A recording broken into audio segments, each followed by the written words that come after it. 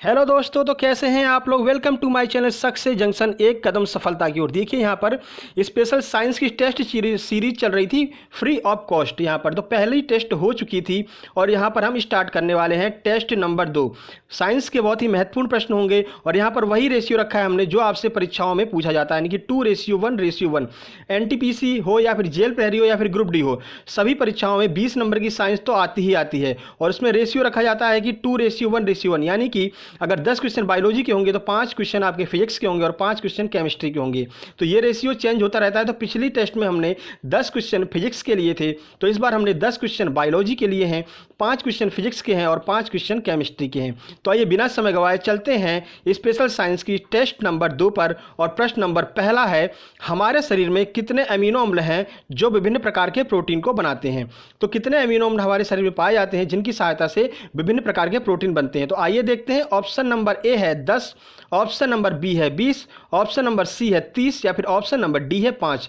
तो बताइए कितने अमीनो अम्ल पाए जाते हैं हमारे शरीर में जिनकी सहायता से प्रोटीन का निर्माण होता है। तो आइए देख लेते हैं इसका आंसर।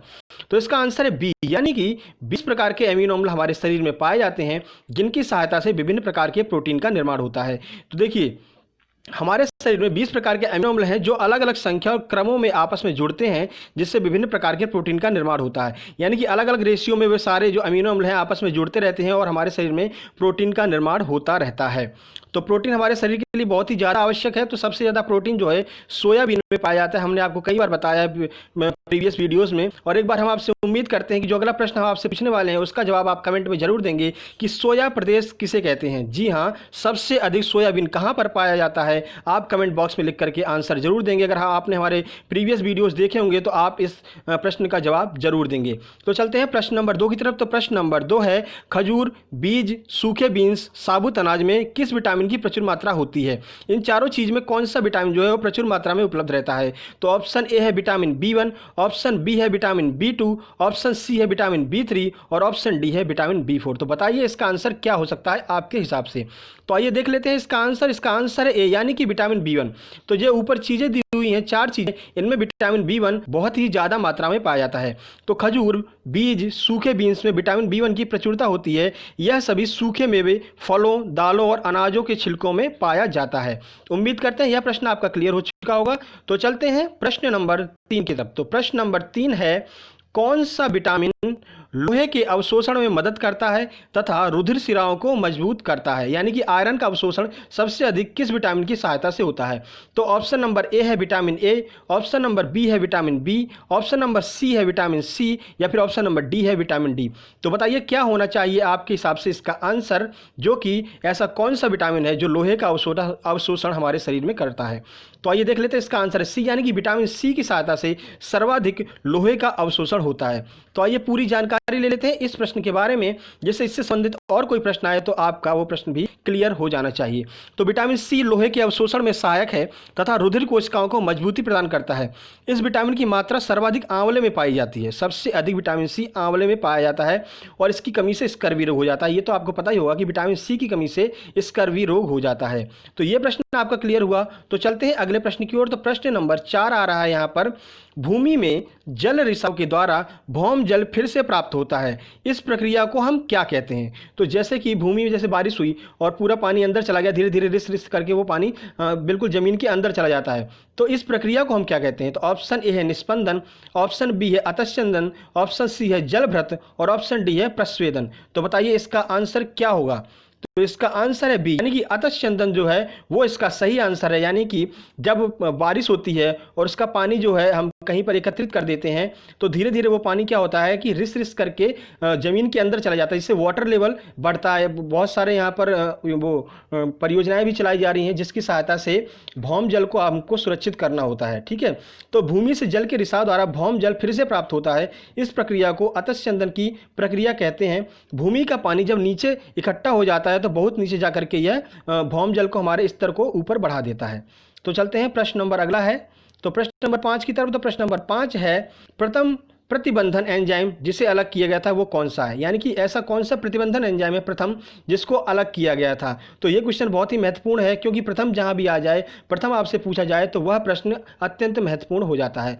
तो ऑप्शन ए है eco R I, option B है हिंद 2, ऑप्शन सी है अलू 1 और ऑप्शन डी है बैम एच आई।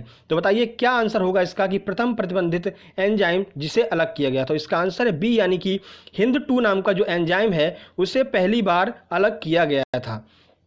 तो आइए देख लेते हैं, हिंद 2 प्रथम प्रतिबंधन एंजाइम है जिसे अलग किया गया था। एंजाइम सरल प्रोटीन होते हैं। एक क्वेश्चन आपका यहाँ से क्लियर हो गया कि एंजाइम क्या होते हैं, एक सरल प्रोटीन होते हैं। प्रत्येक एंजाइम अपने एक विशेष पीएच के माध्यम से पूर्ण सक्रिय होते हैं। देखिए हमने जैसे ऊपर ही बताया था कि अलग अलग माध्यम से वो अलग अलग क्रम में जब जुड़ते हैं तो प्रोटीन का निर्माण होता है। तो वैसे ही सबकी अलग अलग पीएच मान होता है, अलग अलग पीएच वैल्यू होती है जिसके माध्यम से वो शरीर में सक्रिय होते हैं। तो चलते हैं प्रश्न नंबर अगला है, तो प्रश्न नंबर 6 की तरफ। तो प्रश्न नंबर 6 है, एंजाइम की सर्वाधिक संख्या होती है, यानी कि इनमें से किसमें सबसे अधिक एंजाइम पाया जाता है। ऑप्शन ए है सर्वाहारी में, ऑप्शन बी है शाकाहारी में, ऑप्शन सी है मांसाहारी में और ऑप्शन डी है इनमें से कोई नहीं। तो आइए इसका आंसर देख लेते हैं। तो इसका आंसर है ए, यानी कि सर्वाहारी में सबसे अधिक एंजाइम पाए जाते हैं। देखिए सर्वाहारी जंतु जो कि साग सब्जी तथा मांस सभी प्रकार के भोज्य पदार्थों को पचा लेते हैं, वे सभी प्रकार के पाचन एंजाइम का संश्लेषण करते हैं।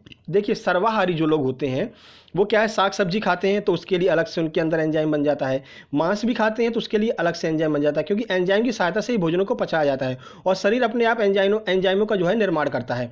तो सीधी सी बात है, जो सर्वाहारी होंगे उनमें सबसे ज़्यादा एंजाइम होंगे, शाकाहारी में शाकाहारी के हिसाब से एंजाइम होंगे, मांसाहारी में मांसाहारी के हिसाब से एंजाइम होंगे। लेकिन जो दोनों खाते हैं तो उसी तरह हमारे शरीर में उसके हिसाब से एंजाइम जो है वो विकसित हो जाते हैं। तो चलते हैं प्रश्न नंबर 7 की तरफ। तो प्रश्न नंबर 7 है, किस स्थिति में कैरोटीन से भरपूर भोजन लेने की सलाह दी जाती है, यानी कि इनमें से कौन सा रोग हो जाए तो आपको कैरोटीन से भरपूर भोजन आपसे कहा जाता है, कैरोटीन से संबंधित भोजन आप खाइए। देखिए घुमा करके प्रश्न पूछा है, डायरेक्ट आपसे ये नहीं पूछा है कि कौन से विटामिन की कमी से रोग होता है, यहाँ पर ये पूछ लिया है कि कैरोटीन की मात्रा किसमें सबसे ज़्यादा दी जाती है, कौन सा रोग हो जाए। तो ऑप्शन ए है रतौंधी, ऑप्शन बी है बेरी, ऑप्शन सी है स्कर्वी और ऑप्शन डी है रिकेट्स। तो बताइए कि इनमें से कौन सा रोग हो जाता है तो हमको कैरोटीन से भरपूर भोजन लेने के लिए सलाह दी जाती है। तो आइए इसका आंसर देख लेते हैं। तो इसका आंसर है ए, यानी कि जब आपको रतौंधी हो जाती है तो आपको कैरोटीन से भरपूर भोजन खाने की सलाह दी जाती है। तो आइए जान लेते हैं रतौंधी होती कैसे है। देखिए यहाँ पर यह क्वेश्चन क्लियर होता है कि रतौंधी जो है वो विटामिन ए की कमी से होता है, ठीक है। और विटामिन ए की कमी जब हो जाती है वो पूर्ति किससे होती है, तो कैरोटीन के माध्यम से होती है। तो यहाँ पर आपको कैरोटीन से संबंधित प्रश्न पूछा गया है। तो इस रोग से बचाव हेतु दूध, मक्खन, अंडा, मछली, पालक, गाजर, हरी सब्जियों का भरपूर सेवन करना चाहिए। पिछले प्रीवियस जो हमने वीडियो आपको बनाया था तो उसमें हमने आपसे पूछा था कि गाजर में कौन सा यहाँ पर प्रोटीन पाया जाता है। तो अब आपको उससे कोरिलेट करेंगे तो आपको समझ में आ जाएगा कि हमने ये प्रश्न आपको पढ़ाया था तो एक प्रश्न से कितने सारे प्रश्न यहाँ पर जुड़े हुए आपको मिल रहे हैं। तो चलते हैं प्रश्न नंबर 8 की तरफ। तो प्रश्न नंबर 8 है कि दौड़ने से ठीक पहले एक खिलाड़ी को कौन सा भोज्य पदार्थ दिया जाए जिससे कि उसे तुरंत ऊर्जा प्राप्त हो सके। यानी कि मान लीजिए कोई धावक है और वो दौड़ने जा रहा है तो उससे ठीक पहले हम उसको क्या ऐसी चीज़ दे दें कि उसमें जो है ऊर्जा की पूर्ति हो जाए। तो ऑप्शन ए है फलों का रस, ऑप्शन बी है दूध, ऑप्शन सी है सैंडविच और ऑप्शन डी है उपरोक्त में से कोई नहीं। तो आइए देख लेते हैं इसका आंसर। तो इसका आंसर है ए, यानी कि अगर आप उसे फलों का रस दे देते हैं तो त्वरित ऊर्जा उसके शरीर में एक तरह से पहुंच जाती है। तो आइए देखते हैं इसका डिस्क्रिप्टिव में। तो फलों को खाने और उनका रस पीने से ऊर्जा प्राप्त होती है जिससे हमारा शरीर स्वस्थ रहता है और हमें स्फूर्ति की प्राप्ति होती है। इसलिए किसी भी खिलाड़ी को सबसे पहले फलों का रस दिया जाता है।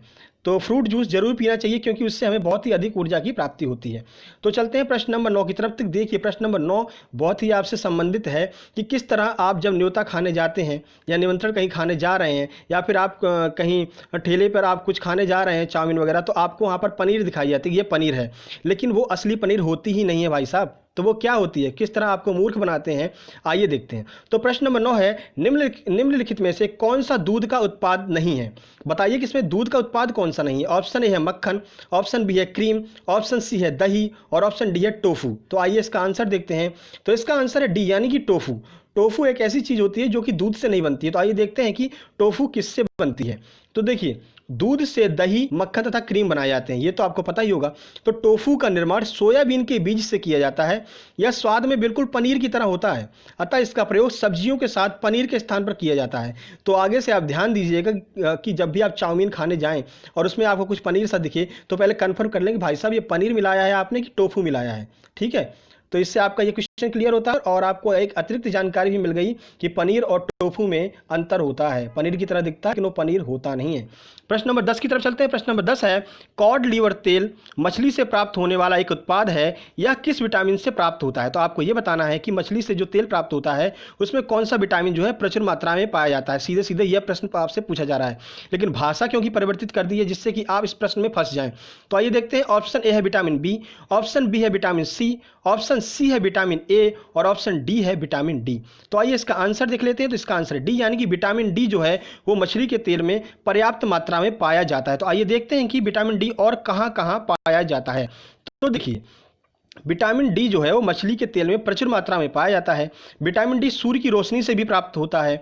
हड्डियों की मजबूती के लिए विटामिन डी बहुत ही ज़्यादा आवश्यक होता है। और विटामिन डी की कमी से कौन सा रोग हो जाता है? तो रिकेट्स रोग हो जाता है। यानी कि एक प्रश्न से आपके 4 प्रश्न यहाँ पर क्लियर हो गए। यही विशेषता है सक्सेस जंक्शन की कि एक प्रश्न से हम आपको 4 से 5 प्रश्न क्लियर कराएंगे। तो ये था बायोलॉजी का पार्ट। आपको 10 क्वेश्चन जो है बायोलॉजी के कराए गए। इसके बाद नंबर आता है फिजिक्स का, यानी कि भौतिक विज्ञान का। तो फिजिक्स से संबंधित प्रश्न आपके अब यहाँ से प्रारंभ हो जाते हैं। तो प्रश्न नंबर 11 जो है वो फिजिक्स का है कि वर्षा के बाद आसमान में दिखाई देने वाला इंद्रधनुष वायुमंडल में उपस्थित जल की बूंदों पर प्रकाश की किस परिघटना के कारण बनता है? देखिए कितना घुमा करके आपको प्रश्न पूछा गया है, यानी सीधा सीधा ये पूछा गया है कि इंद्रधनुष का निर्माण प्रकाश की किस परिघटना से होता है। लेकिन आपको इतना घुमा दिया, इसमें इतनी भाषा बना दी है कि आप इस प्रश्न में फंस करके रह जाएं और कुछ ना कुछ गलत लगा करके चले जाएं। तो ऑप्शन ए है प्रकाश का अपवर्तन, ऑप्शन बी है प्रकाश का विक्षेपण, ऑप्शन सी है प्रकाश का परावर्तन और ऑप्शन डी है प्रकाश का ध्रुवण। तो आइए देख लेते हैं। इसका आंसर है बी, यानी कि प्रकाश के विक्षेपण। यानी कि प्रकाश की विक्षेपण की क्रिया के द्वारा इंद्रधनुष का सीधे सीधे निर्माण होता है। तो आइए अतिरिक्त जानकारी देख लेते हैं। तो जब वर्षा के बाद सूर्य के प्रकाश की किरण पानी की बूंद से टकराती है तो किरण विक्षेपित हो जाती है और वह अपने मूल 7 रंगों में विभाजित हो जाती है। इसी से जो है इंद्रधनुष का निर्माण होता है। यानी कि जब प्रकाश की किरण बूंदों से टकराती है तो वो एकदम बिखर जाती है और बिखरने के बाद क्या होता है? अपने 7 रंगों में विभाजित हो जाती है। तो 7 रंग आपको पता होगा, बैजानी, हपीनाला, इससे याद कर सकते हैं। विब ग्योर से याद कर सकते हैं कौन कौन से 7 रंग होते हैं। तो ये तो आपको पता ही होगा। इसको हम अगले वीडियो में कभी भी आपको बिल्कुल विस्तार से समझा देंगे। अभी समय कम है तो चलते हैं प्रश्न नंबर 12 की तरफ। तो प्रश्न नंबर 12 है, रात्रि के समय तारों का टिमटिमाना किसके कारण होता है? यानी कौन सी परिघटना है जिसकी वजह से हमें तारे टिमटिमाते हुए दिखाई देते हैं? जबकि तारे टिमटिमाते नहीं हैं, तारे तो टिमटिमाते हैं ही नहीं, उनका प्रकाश सीधे सीधे हमारे पास आ रहा है, लेकिन हमको टिमटिमाते हुए प्रतीत क्यों होते हैं? तो आइए देखते हैं। ऑप्शन ए है प्रकाश का अपवर्तन, ऑप्शन बी है प्रकाश का विक्षेपण, ऑप्शन सी है प्रकाश का परावर्तन और ऑप्शन डी है प्रकाश का ध्रुवण। तो बताइए किस परिघटना के कारण जो है तारे हमें टिमटिमाते हुए दिखाई देते हैं? तो आइए इसका आंसर देख लेते हैं। इसका आंसर है बी, यानी कि प्रकाश का विक्षेपण। जैसे भी हमने इससे पहले वाले जस्ट प्रश्न में आपको बताया है। तो देखिए क्या होता है, रात्रि के तारों का टिमटिमाना प्रकाश के अपवर्तन के कारण होता है, विक्षेपण के कारण होता है। तारों का प्रकाश एक दूसरे से होकर के जाता हुआ प्रतीत होता है, इस कारण इस रात्रि में हमको तारे टिमटिमाते हुए प्रतीत होते हैं। देखिए तारे जो है, तारे से जब प्रकाश आता है तो हमारे वायुमंडल में बहुत सी परतें हैं, तो उन परतों से होकर के गुजरता है और परतों से गुजरने के बाद उसका जो है विक्षेपण होता जाता है, यानी कि विचलन होता जाता है। जैसे कि एक परत से निकला तो दूसरी तरफ मुड़ गया, फिर दूसरी परत से निकला तो फिर इस तरफ मुड़ गया, फिर तीसरी परत से निकला तो फिर मुड़ गया। यानी कि प्रकाश का जो है विक्षेपण होता जाता है, जिसकी वजह से प्रकाश हमको यहाँ पर विक्षेपित होकर के हमारे पास आता है और तारे हमको टिमटिमाते हुए प्रतीत होते हैं। तो चलते हैं प्रश्न नंबर 13 की तरफ। तो प्रश्न नंबर 13 है, निम्न में से किसका प्रयोग निकट दृष्टि दोष को सही करने के लिए होता है? यानी कि जब आपको निकट दृष्टि दोष हो जाए तो किसके माध्यम से हम सही कर सकते हैं? ऑप्शन ए है उत्तल लेंस के द्वारा, ऑप्शन बी है उत्तल दर्पण के द्वारा, ऑप्शन सी है अवतल दर्पण के द्वारा और ऑप्शन डी है अवतल लेंस के द्वारा। काफी कंफ्यूजन रहता है, लेकिन आज आपका ये कंफ्यूजन क्लियर हो जाएगा। तो आइए देखते हैं। इसका आंसर है अवतल लेंस के द्वारा हम इस दोष को सही कर सकते हैं। तो आइए देखते हैं अवतल लेंस कार्य क्या करता है। देखिए अवतल लेंस प्रकाश को फैलाने का कार्य करता है और जब निकट दृष्टि दोष हमें होता है तो क्या होता है कि वस्तु का जो प्रतिबिंब होता है वो रेटिना के पहले बन जाता है, यानी रेटिना तक जा ही नहीं पाता है। जब रेटिना तक नहीं जा पाता है तो हमको वस्तु दिखाई नहीं देती है, तो हम क्या करते हैं, अवतल लेंस लगा देते हैं। और हमने आपको बता दिया कि अवतल लेंस क्या करता है, कोई भी आपका प्रकाश आ रहा हो या वस्तु का प्रतिबिंब है उसको फैलाने का काम करता है, यानी आगे की तरफ फेंकता है। तो जैसे ही प्रकाश आया, वस्तु का प्रतिबिंब आया और अवतल लेंस मिला तो अवतल लेंस आगे की तरफ फेंक दिया। जब फेंक दिया तो वो जाकर के रेटिना पे बन गया। तो रेटिना पे जब बन जाता है आपका प्रतिबिंब तो आपको स्पष्ट रूप से दिखाई देने लगता है। तो किस का प्रयोग होता है, तो अवतल लेंस का प्रयोग होता है निकट दृष्टि दोष को सॉल्व करने में, इस बीमारी को। तो चलते हैं प्रश्न नंबर 14 की तरफ। प्रश्न नंबर 14 है, वह सर्वाधिक सुविधापूर्ण दूरी जिस पर कोई व्यक्ति सामान्य आंखों से पढ़ सकता है। यानी कि देखिए इसमें भी आपको भाषा कितनी घुमाई गई है। सीधे सीधे आपसे पूछा गया है कि निकट जो दूरी होती है न्यूनतम कितनी होती है सामान्य व्यक्ति की, यानी कि आपको निकट की जो भी कोई वस्तुएं पढ़नी है तो कितनी दूरी होती है कि इतनी दूरी से आप जो है निकट की वस्तुएं पढ़ सकते हैं। सकते हैं। ठीक है, तो प्रश्न नंबर 14 आपको यही पूछता है। तो ऑप्शन देखते हैं। ऑप्शन ए है 25 सेंटीमीटर की दूरी होनी चाहिए, ऑप्शन बी है 15 सेंटीमीटर की दूरी होनी चाहिए, ऑप्शन सी है 10 सेंटीमीटर दूरी होनी चाहिए, या फिर ऑप्शन डी है 20 सेंटीमीटर की दूरी होनी चाहिए कि सबसे अच्छी सुविधापूर्ण दूरी कौन सी है जिससे कि सामान्य आंखों से हमें पढ़ा जा सकता है। अगर आप इतनी दूरी को पढ़ लेते हैं तो आपकी आंखें बिल्कुल स्वस्थ हैं। ठीक है, इससे कम दूरी या इससे अधिक दूरी पर आपको अगर पढ़ना पड़ता है तो या तो आपको निकट दृष्टि दोष है या फिर आपको दूर दृष्टि दोष है। तो इसका आंसर है ए, यानी कि 25 सेंटीमीटर की दूरी आपकी होनी चाहिए सामान्य आंखों की, यानी कि 25 सेंटीमीटर की दूरी की वस्तुएं आप आराम से पढ़ सकते हैं, तो आपको चश्मा लगाने की ज़रूरत नहीं है।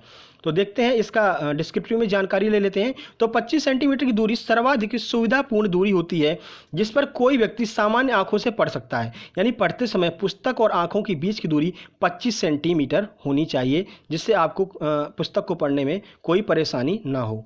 तो चलते हैं प्रश्न नंबर 15 की तरफ। तो प्रश्न नंबर 15 है, मानव नेत्र में लेंस किसी वस्तु की छवि कहाँ बनती है, यानी कि मानव नेत्र में जो है लेंस के द्वारा कोई भी वस्तु की अगर छवि बनानी है तो वो कहाँ पर बनती है।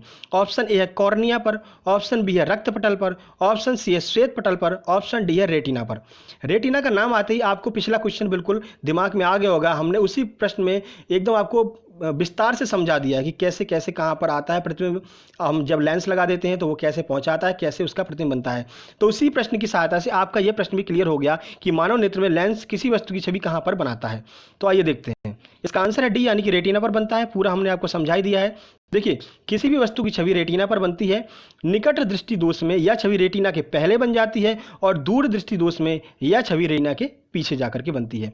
तो हम अलग अलग दर्पण का प्रयोग करके इस दोष को समाप्त कर सकते हैं। तो यहाँ से आपका केमिस्ट्री स्टार्ट हो जाती है। तो 5 प्रश्न आपके फिजिक्स के हो गए और आखिरी 5 प्रश्न आपके केमिस्ट्री के होंगे।